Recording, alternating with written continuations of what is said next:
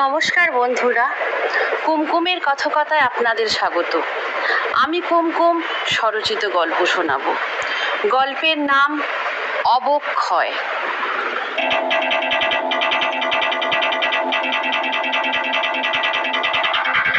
বিশ্রী এক স্বপ্নের মধ্যে ঘুম ভাঙল নমিতার।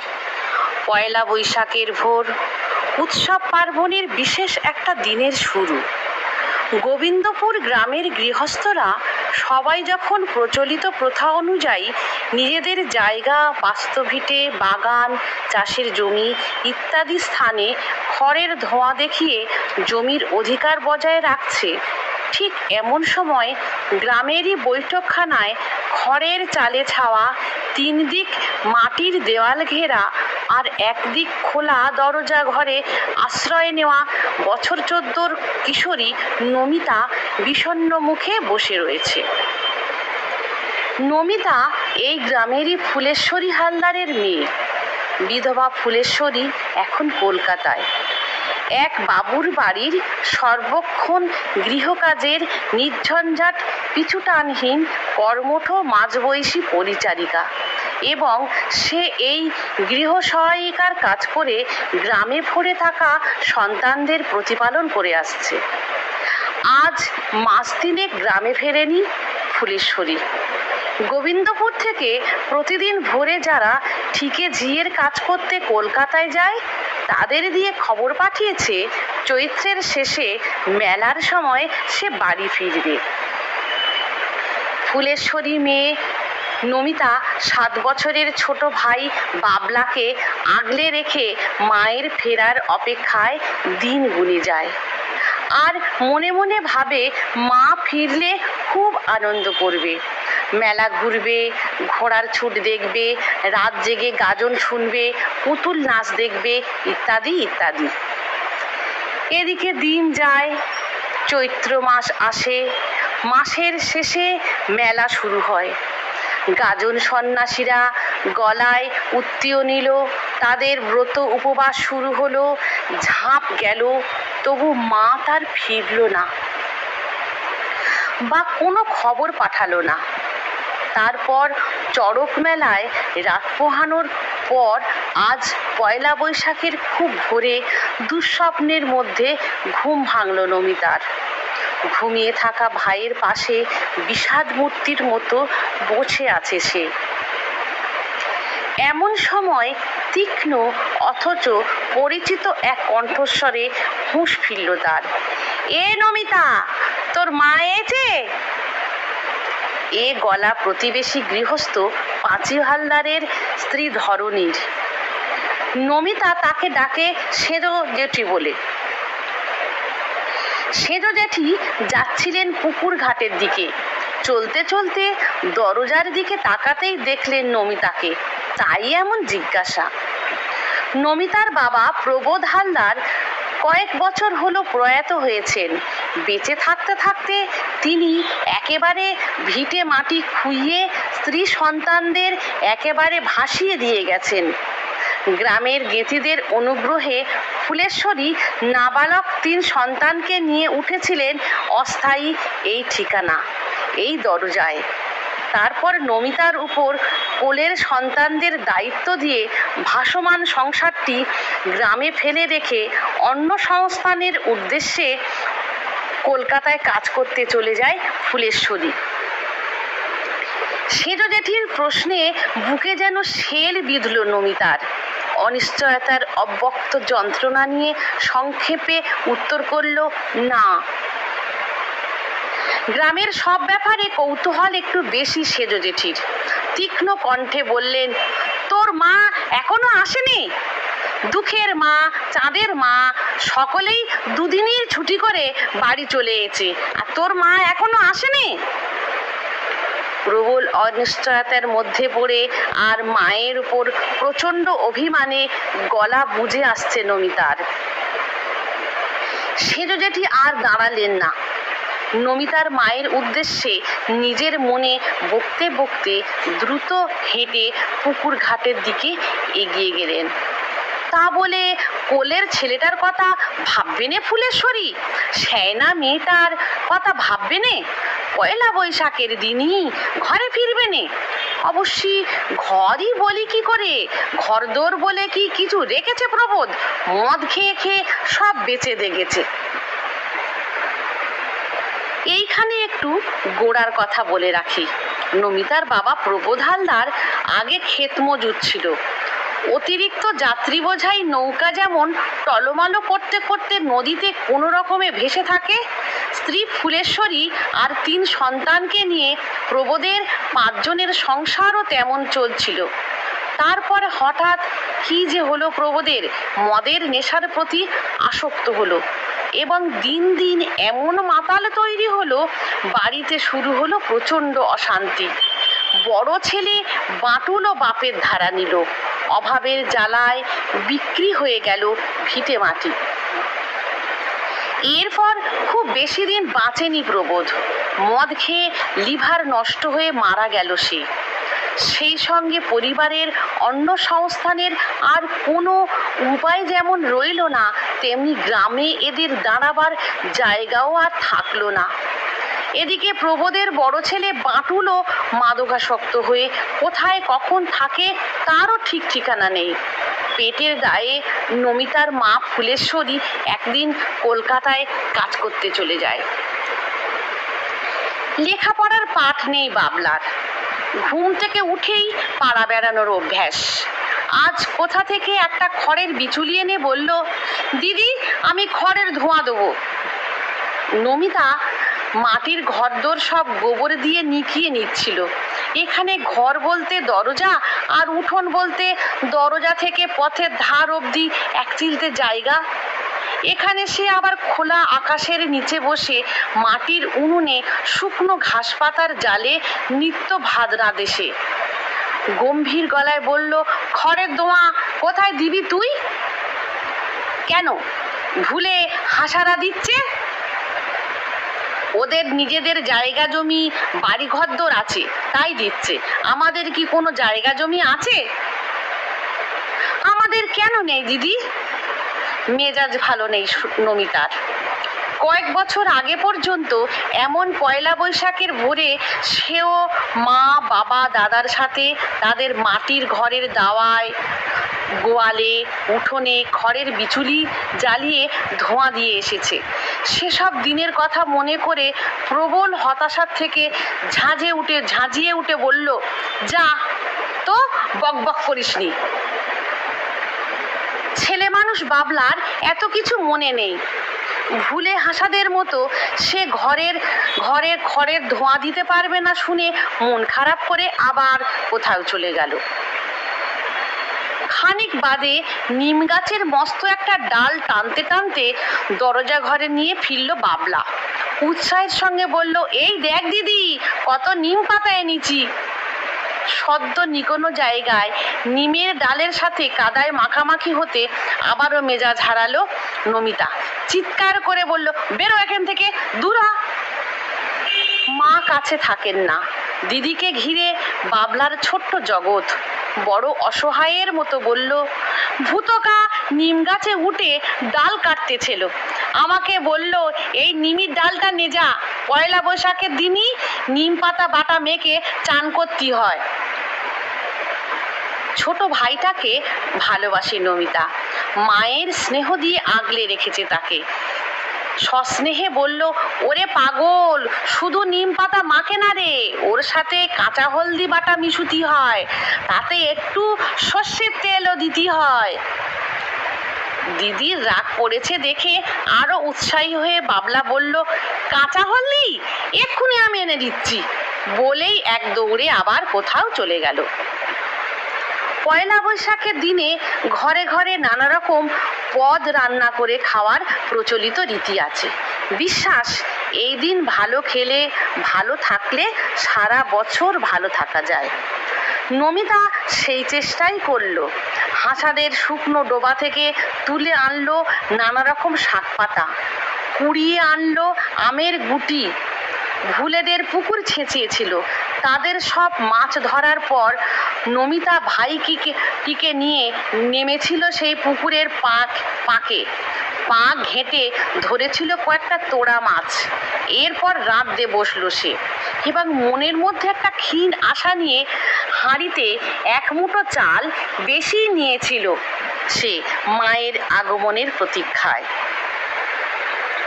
কোথা থেকে এক বাটি পায়েস এনে চাকতে চাকতে দরজার মেঝেতে ধপ করে বসে পড়ল বাবলা। নমিতা জিজ্ঞাসা করলো, কি খাচ্ছিস রে? পায়েস, আজ পয়লা বৈশাখ কিনা?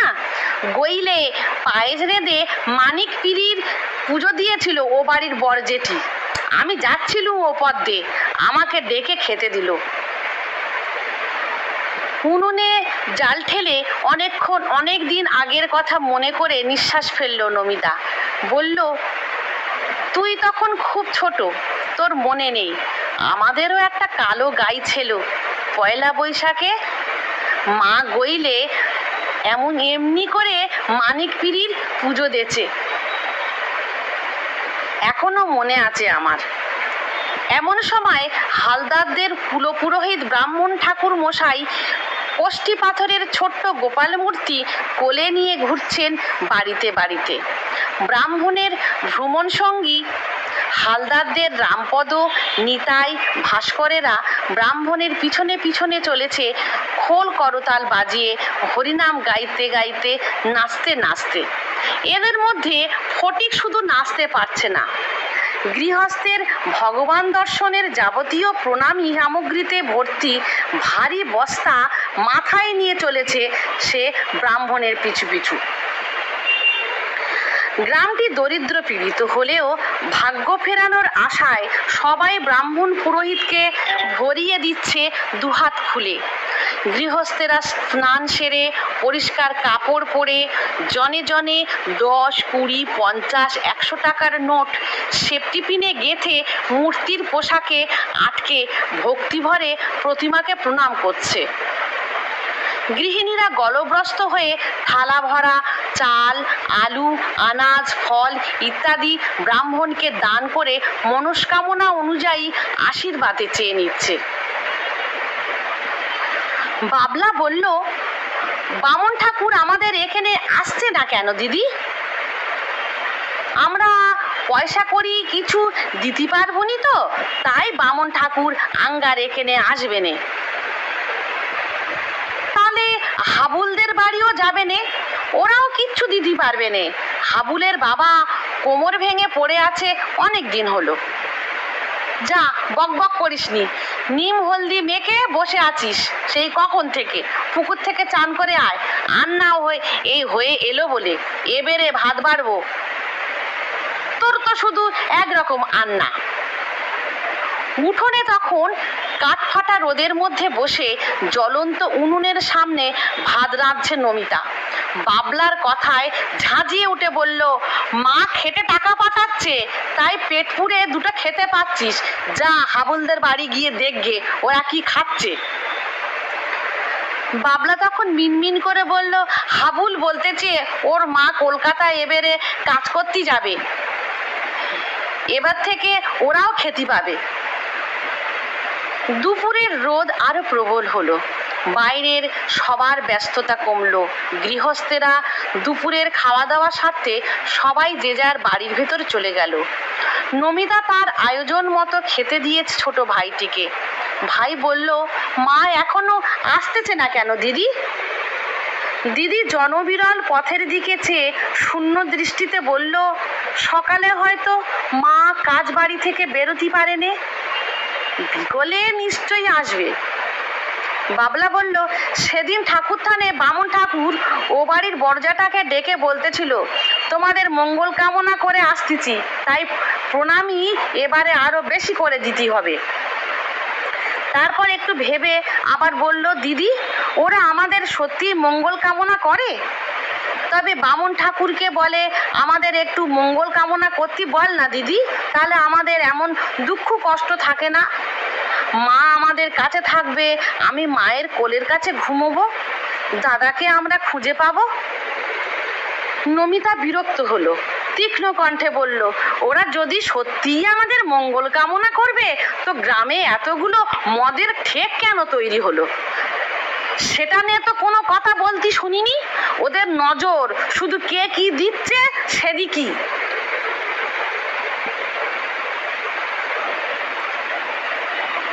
হতাশ গলায় বলল, এই মদের জন্যই তো আমাদের এত দুঃখ কষ্ট। মদ খেয়ে খেয়ে বাবা মরল, বাড়ি ঘরদোর বেচে দিল, মা এখন কোথায় কে জানে। বলতে বলতে নমিতার দু চোখে জলের ধারা নামলো। বেলা পড়ে এলো। মধ্যাহ্ন ভোজন সেরে কোনো কোনো গৃহস্থ বাড়ির বাইরে বেরোতে শুরু করেছে। মায়ের অপেক্ষায় অস্থির নমিতা ভাইকে ডেকে বলল, চল বাবলা, পশ্চিম বাদার দিকে একটু এগিয়ে যাই, মা যদি এই টেনে লাভে। দরজার দড়িতে টাঙানো জামাটা এক টানে নামিয়ে গায়ে গলিয়ে উৎসাহের সঙ্গে বাবলা বলল, এই বিকেলে পশ্চিম বাদায় ঘোড়া ছুট হবে, মার কাছ থেকে পয়সা নিয়ে তাহলে মেলায় যাব। ভুলের ঠাকুমা ছাগল চড়াতে যাচ্ছিল। পথে দুই ভাই বোনকে দেখে বলল, ঘোড়া ছুটের অনেক দেরি আছে রে, এত তাড়াতাড়ি যাচ্ছিস কেন? ইদানিং গ্রামের লোকেদের কথার জবাব দিতে বেশ অস্বস্তি হয় নমিতার। ছেলে মানুষ হলেও বাবলা এটা বুঝে গেছে। বলল, মা আসবে তো, তাই তো একটু এগিয়ে যাচ্ছি। সে কি রে, পয়লা বৈশাখের দিনই তোর মা ঘরে আসেনি? এ কথায় মেজাজ হারাই নমিতা। রুক্ষভাবে শুনিয়ে দিল, দেখতে তো পাচ্ছ মাকে এগিয়ে আনতে যাচ্ছি, খালি খালি জিজ্ঞাসা করো কেন? অবাক হলো ভুলের ঠাকুরমা। বলল, পরের দরে থাকিস তো পড়ে, তবু তেজ দেখো এক ফোঁটা খিনি ছানির। এ কথা বলে রাগে গজগজ করতে করতে ছাগল দুটো দড়ি ধরে টেনে পথ থেকে বাদায় নেমে চলে গেল। বীরেন হালদার কলকাতায় ফল বিক্রি করে। খুব প্রয়োজনে পয়লা বৈশাখের দিনেও তাকে বের হতে হয়েছে। ঝাঁকা মাথায় তাকে ফিরতে দেখে নমিতা বলল, বীরেনকা, তুমি আমার মাকে দেখেছো? না তো, এই ট্রেনে তোর মাকে নামতে তো দেখিনি। বীরেন কাকা চলে যাবার পথের দিকে কিছুক্ষণ চেয়ে থেকে হতাশ নমিতা ভাইকে নিয়ে পথের পাশে খেজুর গাছের নিচে বসে পড়ল। রোদ পড়ে এলে বাদার দিকে আঙুল তুলে দেখিয়ে বাবলা বলল, ওই দেখ দিদি, বাদার মধ্যিখানটায় কত লোক আসতেছে, এবার বোধহয় ঘোড়া ছুট শুরু হবে। বাবলা আশা করেছিল মায়ের কাছ থেকে পয়সা চেয়ে নিয়ে ঘোড়ার ছুটের মেলায় খাবার কিনে খাবে, কিন্তু মা ফিরে না আসায় সেই ইচ্ছা তার পূরণ হবে না বুঝে দিদির পাশে বেশ কিছুক্ষণ চুপ করে বসে থাকলো। তারপরে হঠাৎ উৎসাহী সাথে চেঁচিয়ে বলল, ওই দেখ দিদি, ওই একটা ঘোড়া, হুইসে আর একটা ঘোড়া, ও বাবা কত ঘোড়া, আমি ঘোড়া দেখতে যাচ্ছি দিদি। বলতে বলতে এক লাফে বাদায় নেমে দৌড়ে মেলার দিকে চলে গেল। দিনের আলো কমে এলে ঘোড়া ছুটের মেলাও শেষ হলো। নমিতা পথের ধারে খেজুর গাছের তলায় তেমনি বিমর্ষ বসে রইল। ক্ষিতীশ হালদার হন হন করে হেঁটে আসছিল গ্রামের দিকে। সন্ধ্যায় ম্লান আলোয় পথের ধারে একা নমিতাকে বসে থাকতে দেখে হাঁক দিয়ে বললেন, ফুলেশ্বরীর মেয়ে নাকি রে? নমিতা কাঁদো কাঁদো গলায় বলল, হ্যাঁ জ্যাঠামশাই। ঠাকুর থানে মেলা হচ্ছে আর তুই এখানে একলা বসে, যা মেলায় যা, বলে পাশ কাটিয়ে চলে গেলেন ক্ষিতীশ হালদার। সময় যত পার হয়ে যায় নমিতার মায়ের ফিরে আসার সম্ভাবনা তত কমে আসে। প্রবল মনোকষ্টের মধ্যে সে বুঝল সন্ধ্যার ম্লান ছায়া আরো গাঢ় হয়েছে। দূর থেকে শোনা যাচ্ছে মেলা প্রাঙ্গণের ঢাক ঢোল, নানান বাদ্যি বাজনার সাথে মানুষের কলরব। মাইকে বাজছে ভক্তিমূলক গান। এমন সময় বাবলা কোথা থেকে এসে বলল, দিদি, এখনো তুই এখানে বসে? মেলায় দেখবি চল, ঠাকুর আসছে। নমিতা রাতের আকাশের দিকে চেয়ে মৃদু স্বরে বলল, ঠাকুর এলো, কিন্তু আমার মা তো এলো না। আমার লেখা গল্প ভালো লাগলে চ্যানেলটি লাইক করবেন, কমেন্ট করবেন, সাবস্ক্রাইব করবেন, শেয়ার করবেন। ধন্যবাদ।